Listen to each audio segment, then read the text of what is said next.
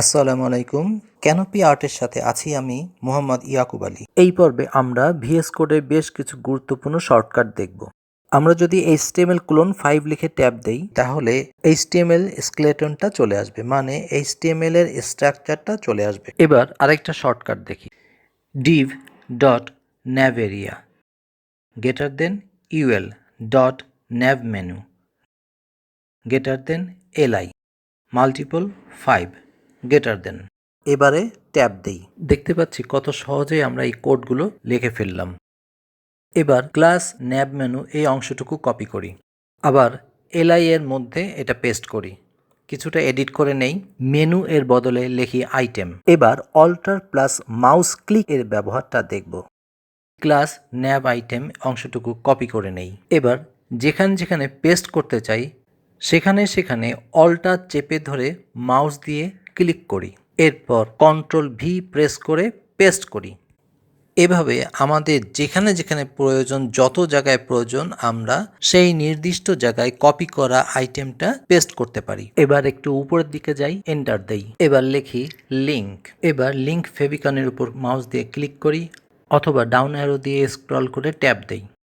একইভাবে আবার লিখি লিংক এবং মাউস দিয়ে লিংক সিএসএস এর উপরে ক্লিক করি। এইভাবে ভিএস কোডের মাধ্যমে লিংক, রেল, স্টাইল শিট এই কোডগুলো খুব দ্রুততার সাথে লেখা যায়।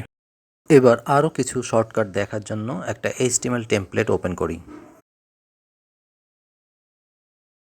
বাম পাশের এই বারটাকে বলে প্রাইমারি সাইড বার। এটাকে যদি আমরা না রাখতে চাই তাহলে উপরে সিলেকশনের পাশে 3 ডটে ক্লিক করি, এরপর ভিউতে যাই, তারপর অ্যাপিয়ারেন্সে যাই। এখানে প্রাইমারি সাইড বারে ক্লিক করলেই বারটা চলে যাবে, কন্ট্রোল প্লাস বি প্রেস করলেও বারটা চলে যাবে।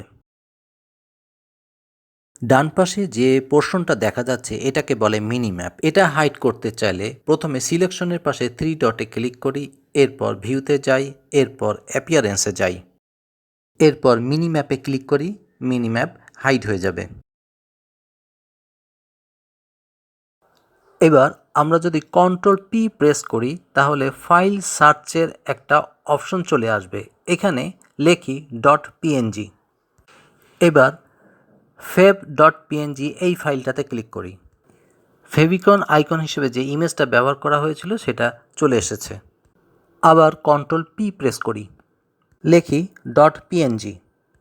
এবার ইউজার ইনফো .png এইটাতে ক্লিক করি।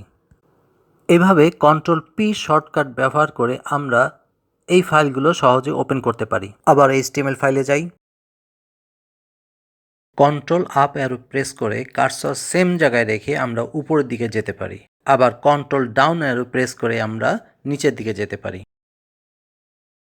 এবার স্প্যানের উপর মাউস দিয়ে একটা ক্লিক করি, কন্ট্রোল ডি প্রেস করে একটার পর একটা স্প্যান আমরা সিলেক্ট করতে পারি। কার্সর যে আইটেমের উপরে থাকবে বা যে ওয়ার্ডের উপরে থাকবে কন্ট্রোল ডি প্রেস করার কারণে সেম ওয়ার্ডগুলো একটার পর একটা সিলেক্ট হতে থাকবে। এখন আমরা যদি LI লিখি তাহলে যতগুলো স্প্যান আমরা সিলেক্ট করেছিলাম সবগুলো জায়গায় LI লেখা হয়ে যাবে।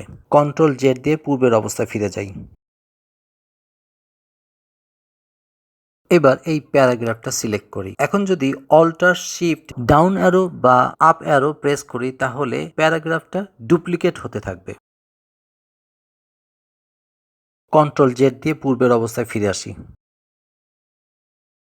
প্যারাগ্রাফটা আবার সিলেক্ট করি। এবার অল্টার আপ অ্যারো প্রেস করলে প্যারাগ্রাফটা এক লাইন উপরে মুভ করবে।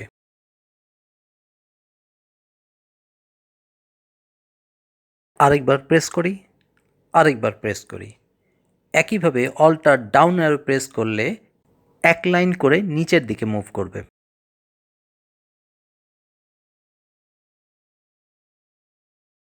এবার এই লিঙ্কগুলো সিলেক্ট করি। এবার অল্টার শিফট এ প্রেস করলে সিলেক্ট করা অংশটুকু কমেন্ট ব্লক হয়ে যাবে। কমেন্ট ব্লকের শুরুতে থাকে লেস দ্যান এক্সক্লাম চিহ্ন আর ড্যাশ এবং শেষে থাকে ড্যাশ গ্রেটার দ্যান চিহ্ন। আবার সিলেক্ট করে পুনরায় অল্টার শিফট এ প্রেস করলে কমেন্ট ব্লক উঠে যাবে। HTML এর ক্ষেত্রে কন্ট্রোল স্ল্যাশ দিয়ে এই সেম কাজটা করা যায়, তবে PHP ফাইলের ক্ষেত্রে কন্ট্রোল স্ল্যাশ এই কমেন্টটা একটু ভিন্ন। একটা PHP ফাইল ওপেন করি। এই লিঙ্কগুলো কপি করে নেই। এবার পিএইচপি ট্যাগ নেই, এখানে কপি করা অংশটুকু পেস্ট করি। এবার এই অংশটুকু সিলেক্ট করে কন্ট্রোল/ প্রেস করি।